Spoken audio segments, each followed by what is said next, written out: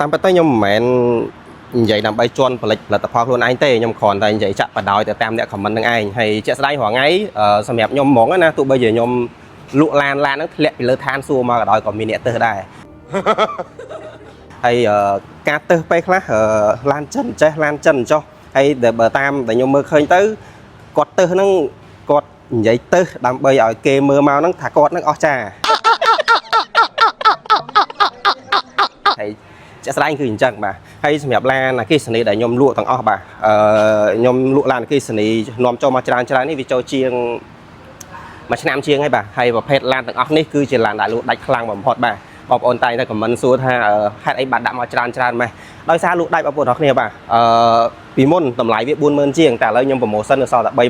39900 ទេហើយនៅក្នុងកញ្ចប់ប្រម៉ូសិនហ្នឹងបាទឡាននេះសិតតែ option add ទាំងអស់បងប្អូនបាទ Harman Kardon Digital Key ឡាននេះបាត់បរបាន720 គីឡូបាទ720 គីឡូហើយ option វាមានទាំងអស់បាទមានទូទឹកកកមានកៅអីម៉ាសាមានអីអញ្ចឹងសម្រាប់តម្លៃប៉ុណ្ណឹងឡានប៉ុណ្ណឹងហើយជាប្រភេទឡាន SUV ទៀតបងប្អូនទាំងគ្នាបាទអញ្ចឹង stock ខ្ញុំមានតែប៉ុណ្ណឹងទេហើយនៅក្រៅនោះប្រហែលគ្រឿងទៀតបាទអញ្ចឹងសម្រាប់បងប្អូនដែលគាត់ចង់បានឡានអគ្គិសនីណាគាត់អាចមកមើលបានបាទគាត់អាចមកមើលបានបងប្អូនអាចបើកសាកក៏បានដែរព្រោះជាក់ស្ដែងខ្ញុំមានឡានច្រើនដែរបងប្អូនបើកសាកមិនថាប្រភេទគីនេះទេបាទសូម្បីតែ Xpeng Denza ឡាននៅការ៉ាស់ទាំងអស់គឺសុទ្ធតែមានឡានដើម្បីឲ្យបងប្អូន test drive ទាំងអស់បាទ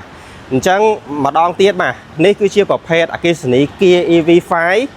brand របស់កូរ៉េដំឡើងនៅចិនបាទប្រភេទឆ្នាំ2025 Wheel Option ខ្ញុំនៅតែប្រម៉ូសិនតដែលរហូតដល់អស់ពីឃ្លាំងបាទឡានសល់តែប៉ុណ្្នឹងទេបាទ